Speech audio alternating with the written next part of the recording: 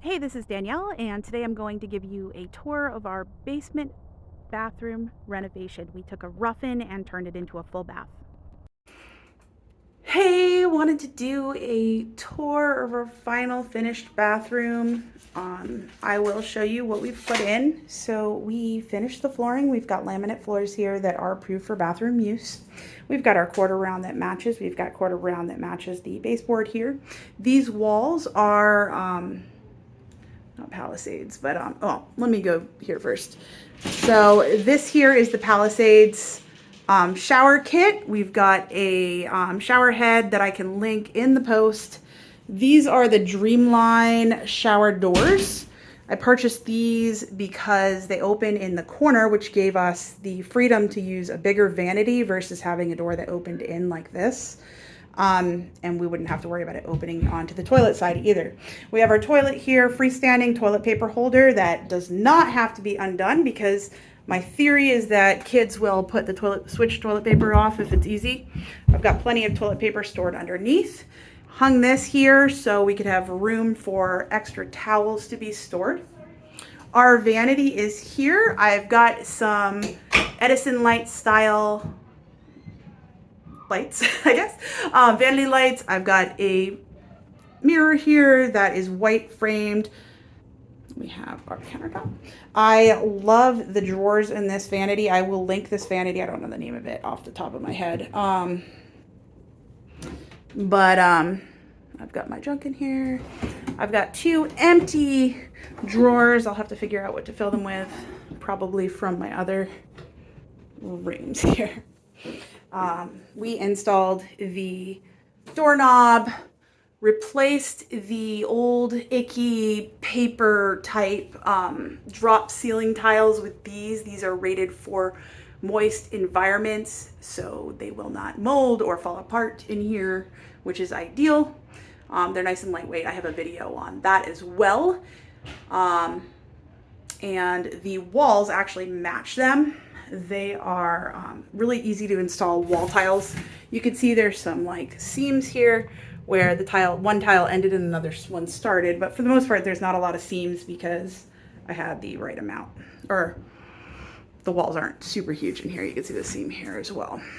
I had to turn down my white balance a little bit, otherwise it's gonna blow out the thing. I also added this shelf beside here because I ran out of the white panels and I wanted to cover up the space without ordering a panel. I think they were out of the panels on the website and I did not want to wait for them to be to get back in stock when I only had a small area. This actually worked so well. I want to put one in every room that I have a door that works like this, because it gives me a nice shallow shelf to use for storing little things. It's perfect for bathrooms. You know, we have all these little teeny soaps. I've got all these felted soaps that I've made that guests can use, and like little containers of soap and such for people that are staying here and might not have their own stuff. So I probably should have covered those up, but whatever. It's behind the door, so it doesn't seem like it's a big deal. And there's our toilet. Nothing exciting about that.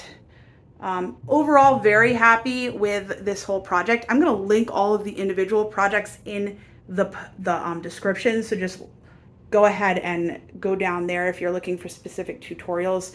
But we had tutorials on the walls, the ceiling tiles, the doors, the Palisades shower kit right there.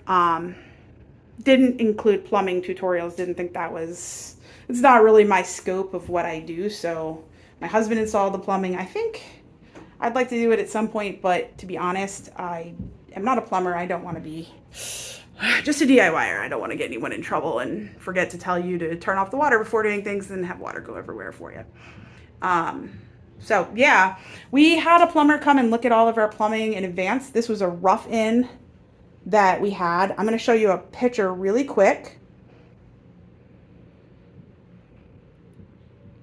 This portion of the project took about a year because we got stuck doing the base. We weren't sure how we wanted to do it, and I finally ended up hiring a contractor.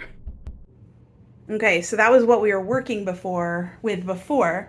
And we had a plumber come tell us if everything was okay. He was not right, unfortunately. So we had to do we're gonna have another plumber come here.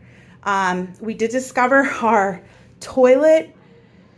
All of the drains in here go into our sump pump, which is apparently legal. We looked it up, and the guy had told us, the former plumber had told us it was fine, it wasn't a problem. And I was a little sketched out by it at the time because I'm thinking, well, the sump pump's not sealed off. And in my from what little I know of plumbing, any of these things have P-traps, so they keep stuff from, like the scent from the, or fumes from the septic system from coming up into our house. So I was worried because the sump pump wasn't sealed that we would have issues there. Now, I don't think that was the issue, and instead we had a sump pump that the power had been turned off, and we were wondering why this was clogging. And we had only used it for like a few days. My husband was in there snaking it and trying to figure things out. He was pouring water down the drain. And I had walked over into the other area and was like, something smells. And I thought it was my kids because it was Christmas break and they probably hadn't showered for several days. And I had one of those like sniff tests on my kids, and I was like, it's none of you. I don't know what the deal is. But finally we figured out when one of the kids was like, hey, my socks are wet walking on the carpet. So December 26th, we ripped out the carpet right here and put down laminate flooring to match. And we just ripped it up to this point here because that's the only area that was hit with the water. But we ripped all the carpet up, had a surprise DIY project I didn't want to do. We have a plumber coming to look at the sump pump on tomorrow, actually. And I'm hoping they can do something. I think they're going to have to replace the actual pump with something that might be a little bit better. We'll see. I just want a professional that's trustworthy to look at it so we don't have any more issues, because it was a giant pain in the butt the day after Christmas to deal with septic leaking everywhere. Fortunately, we'd only been using the toilet for like 3 days and it wasn't very bad. It wasn't a horrible situation. We did have to pull everything up. We bleached stuff. We're hoping it's all good. There's no smell, so I think it's great. But yeah, that gave me some serious anxiety. Anyways, that's why we had a plumber check. I just think we need to, we do need to have a trusted plumber come, because we had been working with a new plumber we hadn't used before, and anyways, that's how that went. He assured me that the plumbing would be fine going into there. And again, it might have been if it had been, the electric had been on, but it wasn't. So we'll see what the other plumber says. The only thing we have left on this is I need to attach that quarter round, but I'm waiting until we get, we needed to order a new threshold piece that matched this to cover up right here. So yeah, this is, this has been an adventure. So anyways, so that is my project. I hope you found this interesting and helpful, and hopefully a little bit inspiring. I did a lot of it by myself, but of course my husband helps me with a lot of stuff as well. He does a lot of the plumbing and the electric because I haven't gotten quite enough confidence to do it myself. After watching him this time with the electric, I think I'm going to tackle it next time. I think I can do an easy lamp swap out. And maybe someday I'll tackle the plumbing as well. I find it all very intriguing, and it's fun to learn and figure things out. We did not tackle the tiling ourselves, and had some regrets. I'll tell you a little bit about that. So we hired a guy to come and do the base here. It's mosaic tile, and you can see here there's some indentations, and I'm a little worried the water is going to build up in there. There's also, the water tends to sit on this even though it's sloped. It's supposed to be at a 5-degree slope, and it is, but it does tend to sit here. So we'll see once we start using it more regularly if that's an issue. But for what it's worth, we had some dry, like you can see the little spots where water dried here.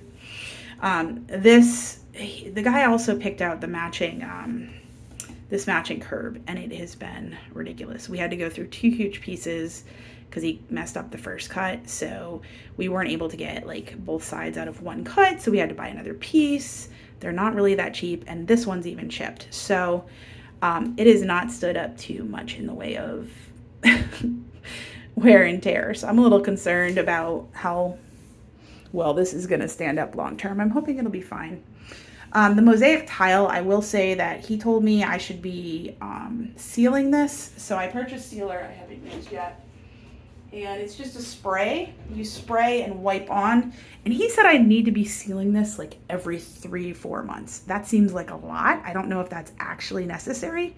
I may end up doing it anyways, just to be on the safe side. It doesn't look particularly hard to do. It's just a matter of remembering to do it that frequently, but also infrequently, because things you do every day are easy, like brushing your teeth, but sometimes remembering that thing that's every 4 months is tougher than it needs to be. Anyways, the mosaic tile is like pretty much like a sheet of tiles, and they have like a whole lot of gaps in them. And what happens is this one's sunk down too low. And he said you use a lot more grout for this type of tile, and it's very hard to get it even. Now, I asked in a group that I follow that we talk about DIY stuff and woodworking and stuff like that. So I asked everyone else because I wanted to see. I like to check when I have a contractor working with me, because it's hard to know who to trust or not trust. No one wants to say, hey, I did a bad job. So I asked other people, and they said it is very difficult to install. And in the future, I might avoid this stuff unless I had somebody that's really experienced installing it, because this right here is going to drive me nuts. And I love how it looks right here, but that's going to bother me. And I can even feel like it's got this like kind of icky feeling. So the one thing I can do is mix a little bit of the grout, which I have left over, smooth it over, let it sit for like 15 minutes or so, and then take a wet sponge and just kind of brush it away so this isn't covered up, but then it'll cover up this stone. So we're gonna see how it goes. Anyways, otherwise, I think the project hopefully turned out okay. Let me know what you think in the comments. Thanks so much for watching, and have a great day. Thank you for all of your support. Thanks for watching. Please subscribe to my channel and visit my blog, DIYDanielle.com, for more information. Have a great day. Take care.